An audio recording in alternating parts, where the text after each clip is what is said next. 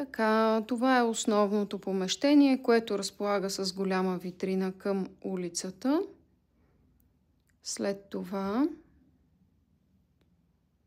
преминаваме. Тук има врата, която се отваря и затваря. Може да стои отворена, а може и да стои затворена, като след нея би могло да се използва като склад или просто като второ помещение, за каквото е необходимо.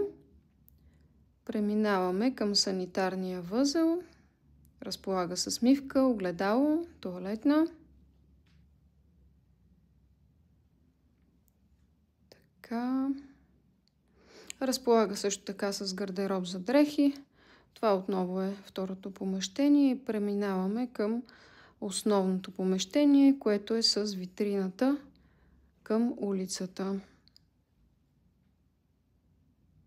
Това е входа. Отпред има много зеленина и много поддържана улица и приятна.